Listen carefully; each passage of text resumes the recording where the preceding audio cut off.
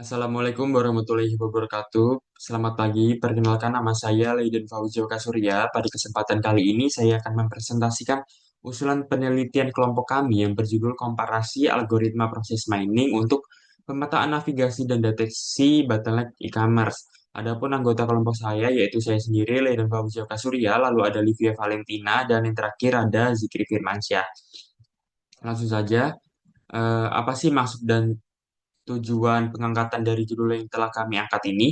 Jadi, maksudnya adalah untuk mengevaluasi dan membandingkan secara sistematis ketepatan tiga algoritma, yaitu ada proses mining alpha miner, heuristic miner, dan inductive miner dalam memproses event log atau rekam jejak digital pada pengguna. Yang lebih rincinya, jadi judul kami itu mengandung dua fokus utama, yaitu yang pertama ada pemetaan navigasi menggunakan ketiga algoritma untuk merancang dan merekonstruksi model perjalanan dengan pelanggan atau customer journey secara nyata saat mereka berselancar di platform e-commerce. Lalu yang kedua ada deteksi bottleneck, yang dimana memanfaatkan peta navigasi yang telah terbentuk untuk menemukan secara pasti letak titik kemacetan atau inefisiensi transaksi pada antarmuka web. Nah, langsung saja masuk ke dalam latar belakang masalah yang kami telah susun, yaitu di mana yang pertama ada kompleksitas customer journey di era digitalisasi. Nah, penelitian ini didasari oleh fenomena digitalisasi bisnis yang secara sistematis telah meningkatkan kompleksitas perjalanan pelanggan atau customer journey, di mana di era saat ini platform e-commerce itu menghasilkan volume data rekam jejak klik stream yang sangat besar, yang sebenarnya membuka peluang emas untuk mengekstraksi wawasan demi profitabilitas perusahaan, yang dimana optimalisasi dan pengelolaan pengalaman pelanggan itu menjadi prioritas utama yang menuntut pendekatan analitik berbasis data tingkat lanjut. Nah, yang kedua ada tantangan model spaghetti dan sulitnya mendeteksi bottleneck. Meskipun ketersediaan data log aktivitas itu sangat melimpah, tetapi upaya untuk menganalisis navigasi pelanggan itu seringkali terhambat karena sifatnya sangat rumit dan bersinggungan dengan berbagai sistem eksternal maupun internal, di mana perilaku interaksi konsumen e-commerce itu umumnya sangat tidak terstruktur. Akibatnya, pemodelan proses dari data ini seringkali menghasilkan representasi visual yang sangat berantakan atau disebut dengan model spaghetti, yang sulit diinterpretasikan. Nah, kerumitan inilah yang sangat menyulitkan organisasi dalam mendeteksi bottleneck dan anomali navigasi yang padahal sangat esensial untuk memperbaiki tata antarmuka pengguna.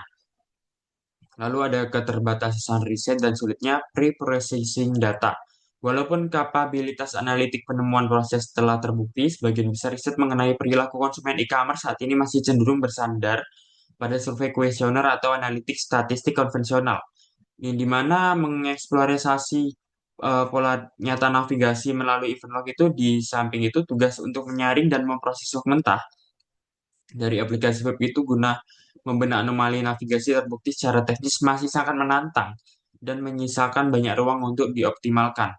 Lalu yang terakhir ada research gap-nya sendiri, yang dimana kondisi di atas itu melahirkan celah riset atau research gap yang sangat signifikan hingga saat ini. Belum ada literatur yang membedah dan membandingkan performa spesifik dari algoritma alpha miner, heuristic miner, dan inductive miner secara bersama-sama dalam konteks pemetaan navigasi pengguna dan deteksi bottleneck di platform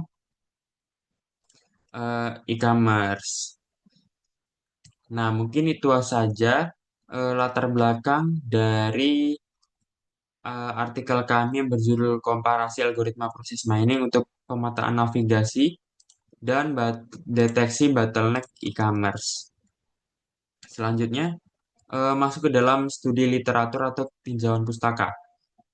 Yang dimana untuk memperkuat fondasi penelitian kami telah menganalisis berbagai penelitian terdahulu yang terbagi dalam beberapa fokus. Yang pertama terkait pemetaan navigasi pada penelitian Hussein dan Ismail pada tahun 2022, serta Topaloglu et al. Pada tahun 2024 telah memvalidasi bahwa data clickstream itu sangat andal digunakan untuk memvisualisasikan perilaku navigasi pembaca dan menemukan pola pola perjalanan pengunjung dari tahap pencarian hingga keranjang belanja.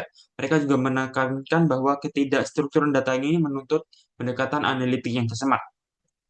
Lalu yang kedua terkait deteksi bottleneck, yang Sik dan Mukti pada tahun 2021 sukses mengaplikasikan proses mining pada log web e-commerce untuk mengidentifikasi titik kemacetan dalam siklus pesanan yang kemudian didukung oleh Trida Lestari et al. Pada tahun 2022 yang mengevaluasi kelancaran aliran pengiriman barang pada rantai pasok hilir. Lalu yang terakhir terkait pemilihan algoritma yang dimana tujuan tinjauan literatur sistematis oleh Diocese dan Cordova pada tahun 2025 menegaskan bahwa alpha, heuristik, dan inductive minor adalah teknik yang paling mendominasi dalam pemodelan manajemen dan pengalaman pelanggan. Ketiga algoritma ini pernah dievaluasi secara terpisah oleh Bujantara dan Kurniati pada tahun 2025 pada data rumah sakit serta Tri Lestari et al. Pada tahun 2023 pada sistem omnichannel.